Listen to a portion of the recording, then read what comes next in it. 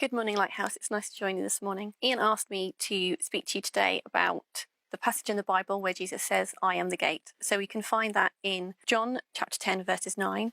And it says, I am the gate. Whoever enters through me will be saved. They will come in and go out and find pasture. For me, whenever I look at a passage in the Bible, I always kind of like to look at the context so I have more of an understanding around it. And in this instance, Jesus is talking about entering the sheepfold, entering like the sheep enclosure where the sheep are kept at night time. And he's saying that if you enter through the gate, that is right. And if you are trying to climb over the wall, then clearly you're a thief. In those days, the enclosures would be stone built with 3-foot high walls, and the shepherd would be the gate. There would be no physical wooden gate. It would be the shepherd who was the gate to that sheep enclosure.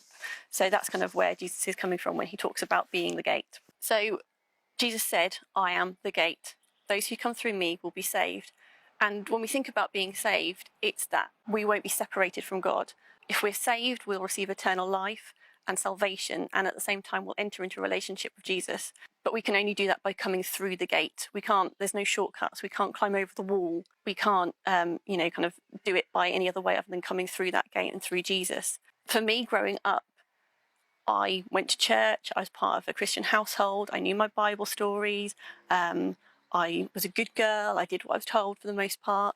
But that alone isn't enough to be saved. I had to make that choice for me that I was going to follow Jesus. I was going to give my life to him and surrender my life to him in that instance.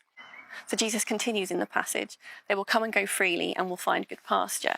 And for me, looking at that verse, there's a few things that kind of come out like freely. We can come and go freely. There is freedom in coming through that gate.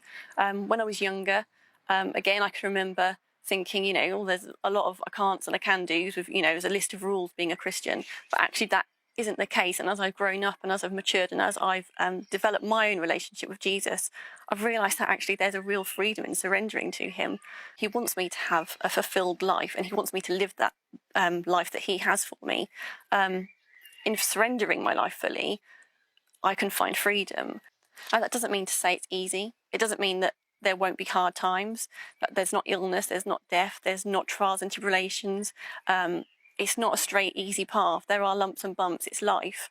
But what it does mean is that as I've gone through those trials and through those hard times, I've had a hope and I've had a peace. It doesn't mean I've not questioned where is God in situations, but it means I've got a stronghold to hold on to. And I know that there's a bigger picture and he's got a bigger plan for me. And through these things, I learn more about him and his character. Yet in verse 10, it continues to say that the thief will come to steal, kill and destroy. But I have come that you may have life and have it to the full. So often we look for other things to fulfill our lives, for satisfaction in other places. And it's so easily done. We, often as humans, we will surrender part of our lives, but hold on to other areas because we're human and we like to be in control of things. And we don't always know the plan and we don't always know the answers. And that's kind of how we work it out. But actually trying to hold on to those areas and trying to find fulfillment in other things actually just destroys us spiritually as well as sometimes physically. I can get caught up comparing myself to other people on Facebook, looking at how they've homeschooled and they've done wonderful things with their family, and actually I've managed to fold the laundry that day, and that was mountain enough for me to climb. But I think we as Christians really need to surrender our lives to God and find the freedom and find the fulfillment and the life to the full that he has for us, because that's what he wants for us. So by coming through the gate to him and surrendering to him, we can find freedom and fulfillment that can only come from him. Have a good week.